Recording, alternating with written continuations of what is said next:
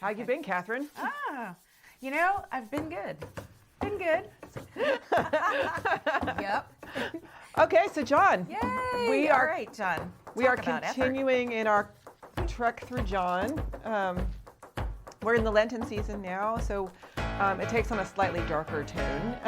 Yeah. We've moved past the beginnings of Jesus' ministry. So the book of John is broken up into two parts, and it changes right about here. And the first part of John is called the Book of Signs. And so it's the part of John where Jesus does all of the miracle stories.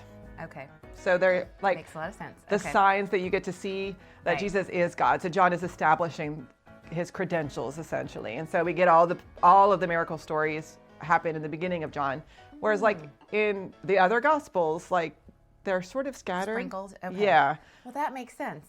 That answers some of the questions that I had written down Excellent. to ask you during this. But I'll still ask them. Yes, and we please can do. flesh them out further. Perfect. Yeah. And so now we see a shift in the character of, I'm not going to say character. People get annoyed when I say that. Right. Now we see a shift in the person of Jesus as John is telling the story. Right. Now Jesus is starting to do the things that are going to set the disciples up for what's about to happen in his story. We also need to remember John takes 3 years to tell a story that the synoptics take 1 year to tell. Ah, okay. So things are smashed together in the other gospels, Right. and John is taking his time to move through the story. So the disciples have been with Jesus for 2 years at this point in the story. Okay. So I'm going to read Interesting. our passage for today, which is John 10, 1 through 18. Okay. I assure you that whoever doesn't enter into the sheep pen through the gate, but climbs over the wall is a thief and an outlaw. The one who enters through the gate is the shepherd of the sheep. The guard at the gate opens the gate for him, and the sheep listens to his voice. He calls his own sheep by name and leads them out. Whenever he has gathered all of his sheep, he goes before them, and they follow him because they know his voice. They won't follow a stranger, but will run away because they don't know the stranger's voice. Those who heard Jesus use this analogy didn't understand what he was saying. So where does that sit with you? Surprising. Yeah. There were a couple of things that I mean, I've heard the stories, and I've heard these scriptures before, but something that really stuck out to me that I got curious about was the fact that Jesus refers to himself as both the gate and as the shepherd. Mm-hmm. And I was like, what is that about? I don't know if there is anything to parse out about that, but I was curious, like, why? Yeah, that's an interesting concept to think about. Like, because Right. you usually think about, like, okay, the shepherd who leads the sheep through the gate, Right. or the gate itself. Right. So how do you function as How both? do you function as both? And I guess it started to, I reconciled it a little bit about, the kind of all-encompassing shepherding and holding that God does for us. But it was just really interesting. I was like, wow, I don't know that I've ever paid attention to the two metaphor situation going on in this one particular story. And maybe it doesn't have a lot of bearing. Another thing that I got really curious about, and maybe you can close up, is who are the sheep not in this, or not of this pen? Oh, yeah. Okay, so a couple things. John likes to contrast. And so he often tells stories that are they're like two parallel stories in a row. So if you remember back when we read Nicodemus and the woman in the well, there's a contrasting there between the two, right? Because remember Nicodemus, like how did he go to Jesus? What did he do? Do you remember, like he was represented the religious establishment. Right. And when did he go see Jesus? Wait, It's okay if you don't remember. I was going to say, give me a second. It wasn't when he was invited. Nope. No. So he wasn't I'm invited. thinking, He was sent, like he goes in the middle of the night, sort of as like a thief in the night, right thing. And like, he like skulks in, or not skulks, but like it's very much like he's creepy, like undercover. Nobody see me, like I'm going at Right. nighttime. This is a secret I was thinking adventure. of Zacchaeus was invited. I know. There's an us, Nicodemus, Zacchaeus. Nicodemus and Zacchaeus are See, easy friends, to mix up. you can hold a position in the church and still not know what you're talking about. In case you're worried. I did a whole sermon one time about Nicodemus, and I called him Zacchaeus for the whole entire sermon. Yep. Yeah. No And wee little man in this one, but yes. Yep. Okay, so thief in the night. thief in the night, right? Right. And when he gets to Jesus, he has these questions, but he never understands anything that Jesus says, right? Right. The woman at the well, on the other hand, meets Jesus in the middle of the day. Yep. She's a woman, Yep. and she not gets shy it. about it. Right. Right.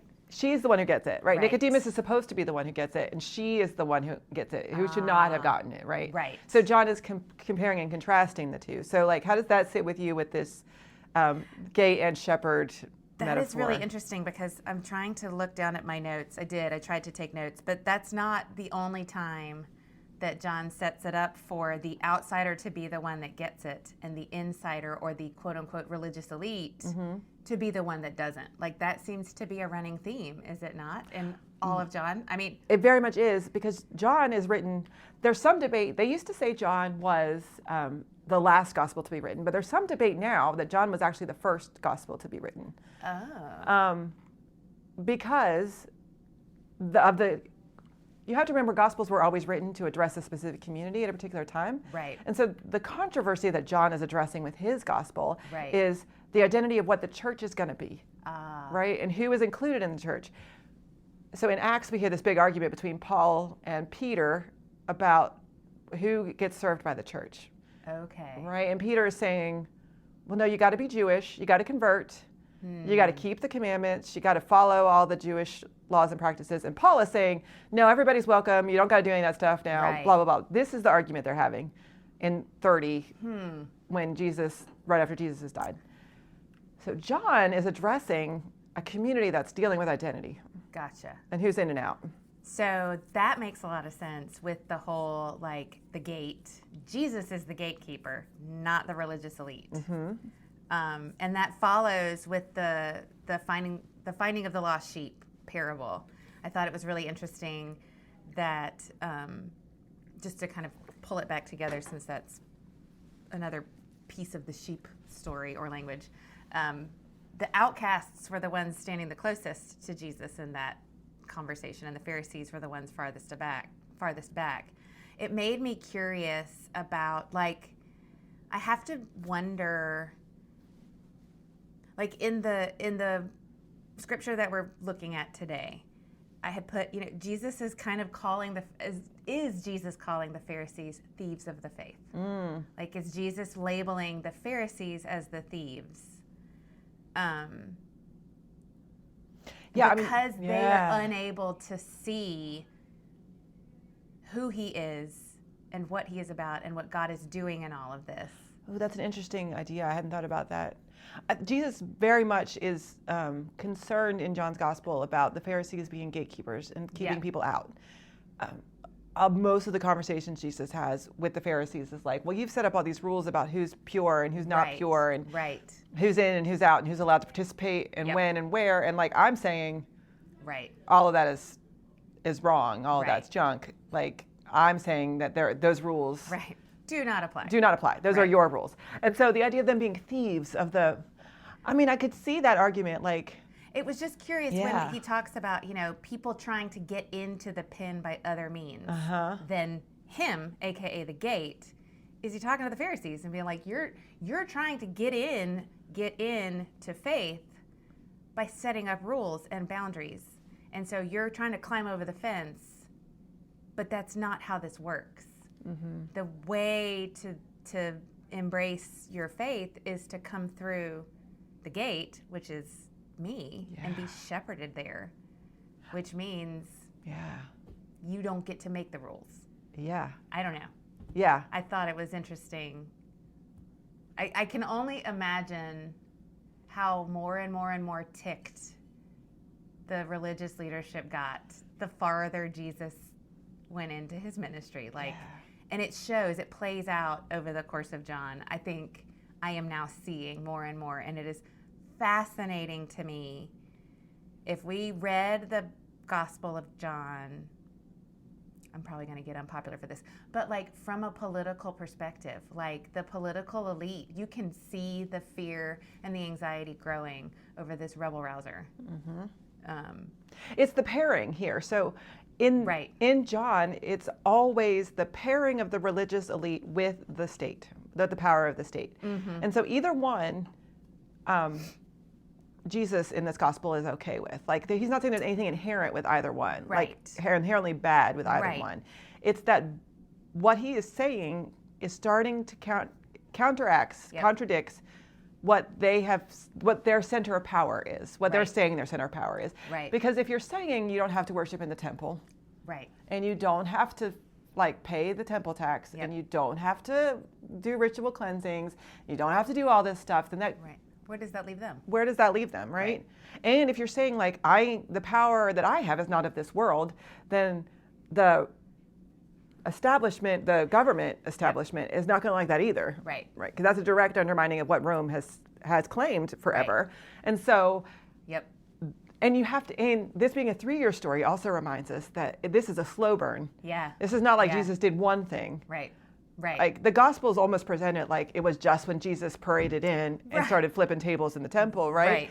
John is saying, no, this is a built-up hatred Right, over time. Yeah. And in other scripture, and I don't know if we'll get to talking about some of them, I find it interesting, particularly through kind of this Lenten study. Like there are serious conversations that are had amongst the religious elite about what this is that Jesus is doing and what it means for them. I might be jumping the gun on this a little bit, but farther in John, when they're talking with Caiaphas and being really concerned about what Jesus is doing, there's an interesting little twist to me about it. Almost feels like you could see the argument being made, we have to get rid of this one for the greater good. Because if we don't, Rome is going to come bearing down on us, and what does that mean for our people? It is much more, I love being able to dive in and recognize the complexity of it, because then you can't help but start to put that into the context of the current political and religious conversations and say, okay, there's a lot more complexity to this. Like we like to keep it simple because then there is an in and an out. There's a right and a wrong. But just like these religious leaders of this time, it wasn't as cut and dry as we want to make it. Yeah, we'll talk about Caiaphas in a couple weeks because Yeah, he's an sorry. interesting. No, good, it's all good. He's an interesting character Yeah. in the story, and it does remind us that these are people and it's Yeah. complicated. Yeah. And anytime we try to make these situations so clear cut, Yep. so there's only one right answer, there's only one wrong answer, there's only one way to Right. do certain things, and there's only every other way is wrong or evil or bad or unfaithful responses. Right. We are contradicting what Jesus says because Jesus Right. is constantly complicating things. Right. Right. It's like- And I think like I'm thinking about this, going back to the kind of following of the shepherd and like putting myself in the place of the different characters of the story. And how hard would it have been? We want to believe that had Jesus shown up on our doorstep, we would have immediately understood. Yeah. And we would have immediately accepted because we accept Jesus as our Lord and Savior, or whatever language you want to use. But putting myself in the space of the Pharisees, of trying to balance this radicalism, which is what it looked like of their day, this radical conversation that Jesus keeps cropping up all over the place, and the discontent that he is sowing amongst the people. And what do you do with that when you are charged and called to maintain something of order and peace and structure? and it's an ancient religion. Like this Right. is not like the responsibility of, I mean, even of American Christianity, which is what 250 years old at this point. This is thousands and thousands of years. There's religion and nation and ethnicity were one thing. Right. And so you're not responsible just for what happens in the sanctuary. You're responsible for what happens to your people. And there was not that long ago that there was a rebellion, the Maccabean Rebellion, which is where Hanukkah comes from, Right. where they tried to raise up against Rome Right. and were absolutely decimated and destroyed. And so, like, Right. the fear that is bubbling up in these folks as they hear these stories isn't Hit pause. wireless caller. I will call you back.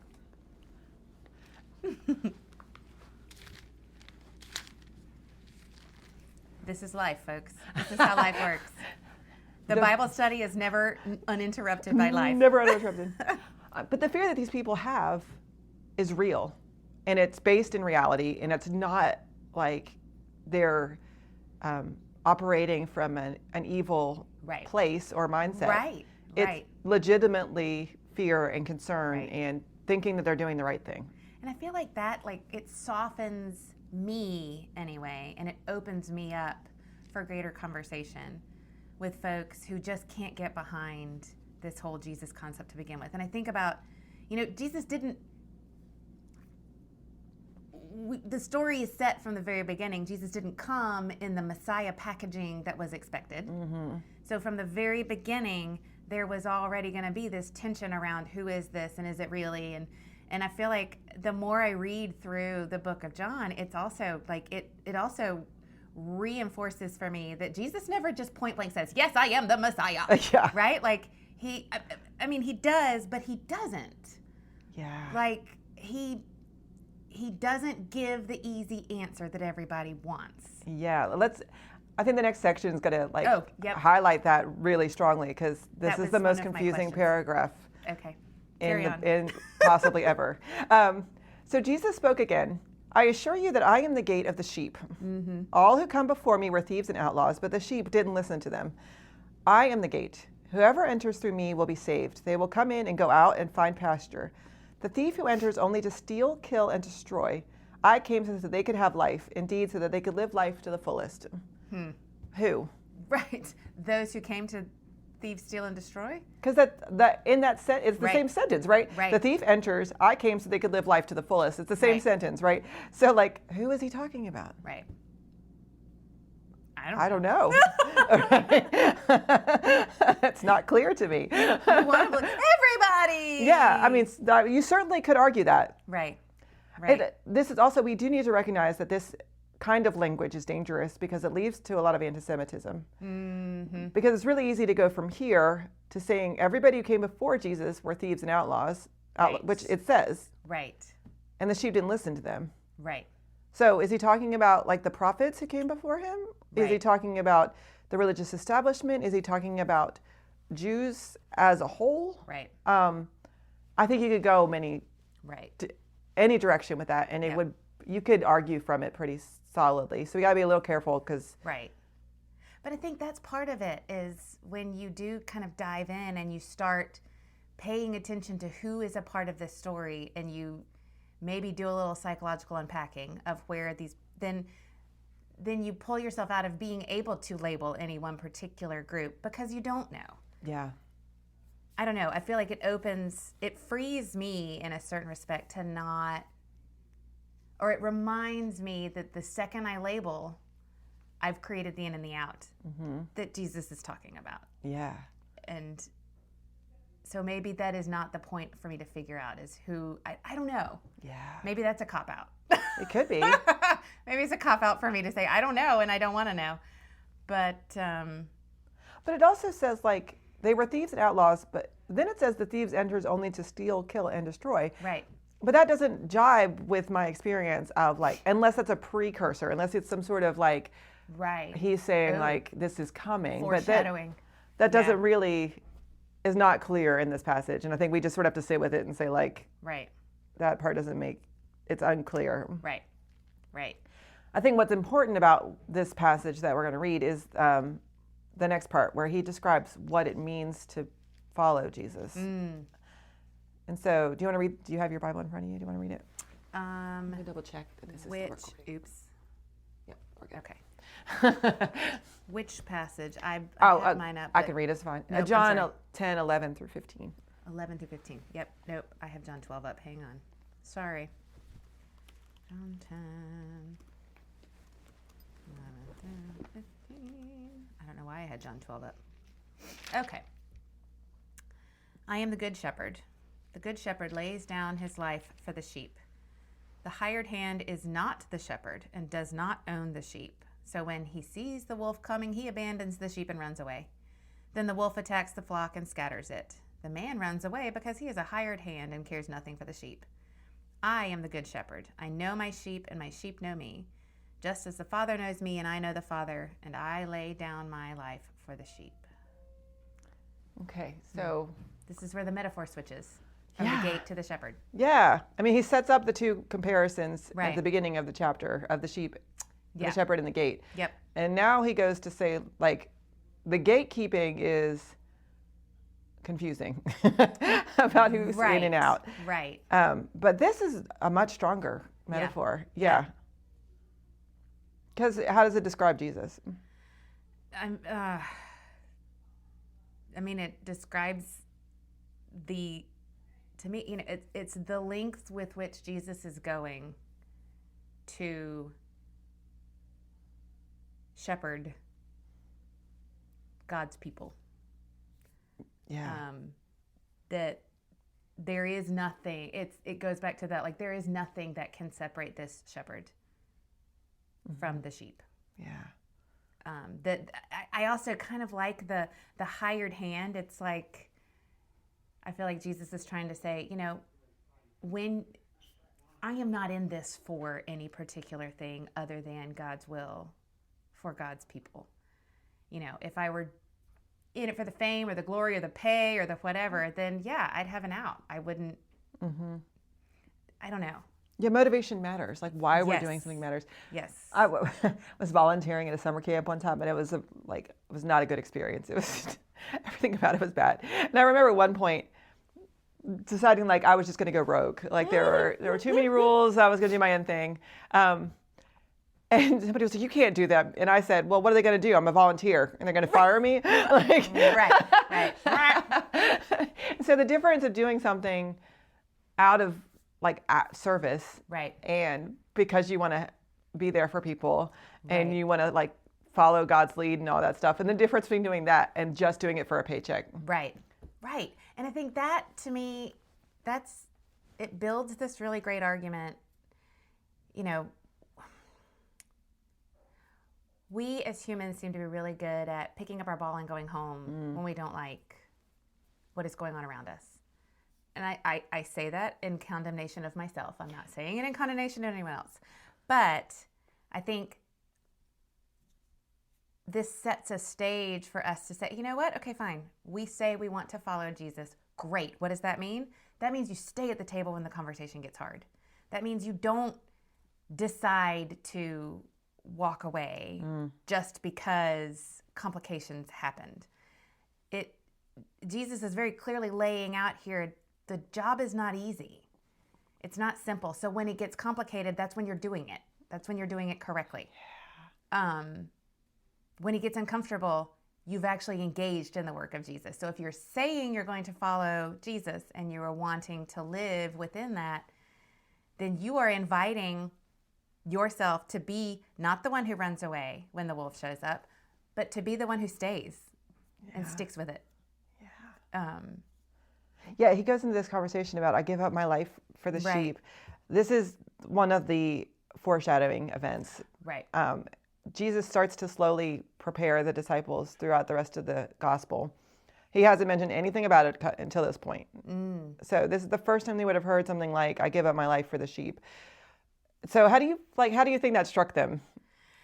You have to wonder, again, this is like where I'm like, Jesus, you could have probably been a little bit more obvious in your delivery from time to time, because did they even catch that? Did it blow past because you talked about it in a metaphor sense? Or did it sound outlandish? It's like, what? But what? Yeah. Like, I am really curious.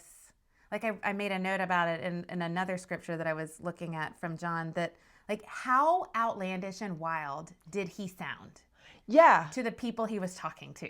Well, and how different do you think this would have been if he'd said it at the beginning versus Right. after they've seen him do Right. It's all like, these wait, miracles? Can't you just, it's almost like the Wile E. Coyote of the old school cartoons. Like, can't you just pump yourself back up? Right. Like when the acne weight falls on you, like, we've seen you do all of these other things. Yeah. Can't you just, whoop? And it gets more complicated when we hear the story of Lazarus next week. Right. Because, like, I'm going to give my life for the sheep. But then they see somebody get resurrected. We'll talk about that more Like, when we wait read that a passage. minute. But, Yeah. Yeah. so would they have understood at all? Right. And how does the like experiences of seeing the water turning into wine and his conversation with Nicodemus and the women at the well and all these things. Right. Like he wasn't present for the conversation with the woman at the well, but like they would have heard about what happened because Right. Jesus tells them afterwards. And, you know, in chapter 5, when he starts talking about things like how much does that framing Yeah. make it so that these stories become a little bit more intelligible or like they yeah. don't sound so outlandish because like, Right. oh, maybe he is, maybe he can, maybe these can be true. I wonder Right. if they offered some hope to the disciples. Interesting. Yeah. I don't know. I guess I also like find comfort in the fact that the disciples struggled and they physically lived with the man. We pretend that our struggles are because we didn't get to sit and talk with Jesus. Well, maybe that's not entirely correct. What about this button? I have other sheep that belong to the sheep pen, and I must lead them too. They will listen to my voice, and there will be one flock with one shepherd. I was super curious about hang on, I made a note. Who are the people that don't belong? Or who are the other sheep? Yeah. Well, what do we know about John's gospel at this point? What is John trying to do? The setting up of the contrast? Yeah, Okay. like with the conversation, like The in and the out. the in and the outs, Right. right? So Right. what's John's argument here? Like, is he a Peter or a Paul? Is he Peter who says, you got to convert, Right. you got to get circumcised, you got to follow the ritual orders? I feel like he's a Paul. He's a Paul, right? Yeah. Like he's very Yeah. clearly putting his camp, Right. his flag in the camp of Paul, which is saying, Right. no, like, Right. You don't get to make those rules. That is not. yeah, and everybody, I have sheep of other pen, right? Right. So this is Right. clearly an expansion of the gospel story from Jews and Samaritans who would have been within the original covenant Yeah. to the Romans who are also there and the Greeks and all the people that Paul is going to be reaching out to Right. and the people like Thomas goes to India. He's the first disciple the apostle to India. There's a lot of people in India named Thomas. Interesting. Because, so like this is the first story really of expansion of the vision of who can be included in the Who can be gospel. included. Yeah. So the good news, I am the shepherd for All. all. Right. Yeah.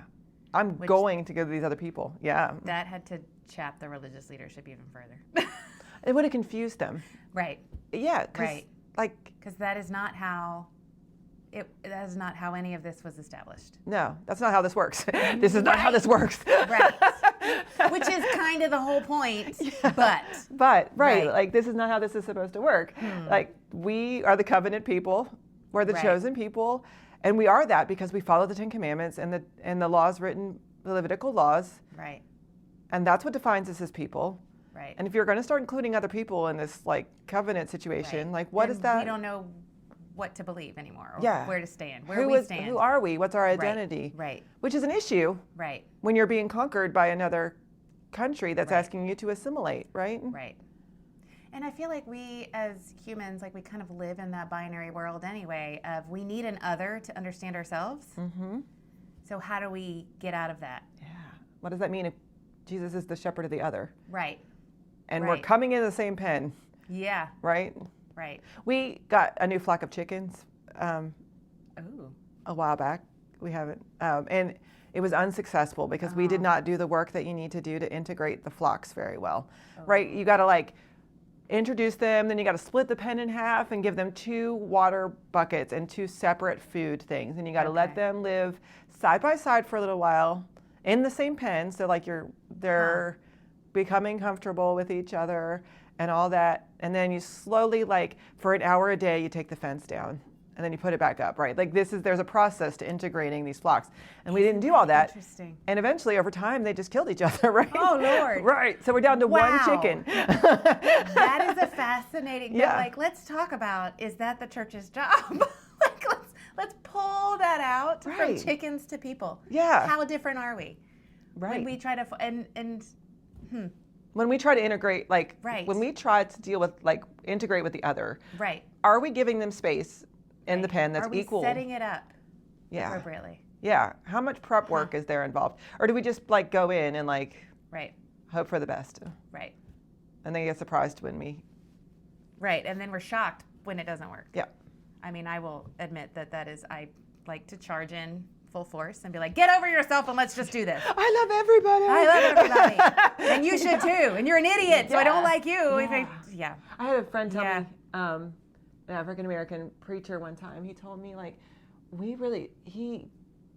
were talking about like sharing space and like if there was a way to integrate our congregations together. It was like, well, we really just want our own space. And that like deeply offended me at first. I was like, well, don't, but, you know, like Right, everybody, we want to be, you Right. know, we all want to get along and we're all part of one flock. And like, for me, coming from my position, that was not Right. an issue. Right. But from their position, there was years of history. Yep. There is cultural differences. There are Yep. practical differences. There are structural differences. There's, Right. and if we don't recognize those real Yep. things and acknowledge that they exist, Right. they don't have to exist forever. Right. But here they are right now. Right. Right. We're never going to successfully be able to work together Right. with folks who are different than us. And Yeah. it's funny because I'm just sitting here thinking about, you know, Jesus being the impetus of all of the flocks coming together into one pen. I don't know that we as humans have figured out how to use Jesus in that way. And maybe that's part of our problem is that Jesus, yeah, that was an appropriate vision. That was the plan. But how are we engaging Jesus when we try to come together and get us all into one pen? Are we, I know I can attest for, like, I am coming in with my agenda, guaranteed. So the Good Shepherd is not actually leading that process. Yeah. And we try to get people into our pen as opposed to like Right. all trying to get into Jesus's A pen. whole- right. Yeah. Right. Yeah. That's an interesting challenge, I think, for us Yeah. as we consider this passage. So after all that discussion, what's like one thing you would take away, like you would want people to hear from this story? Oh, gosh.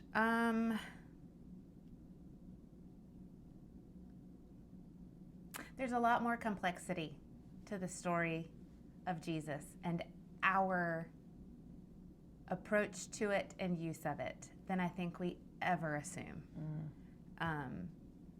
If we sit long enough with the story and we pay close enough attention to all of the characters, we can put ourselves into each one of the roles, including the Pharisees, and understanding the complexity of what is being said here frees us to be a little less presumptuous in our own gatekeeping, maybe.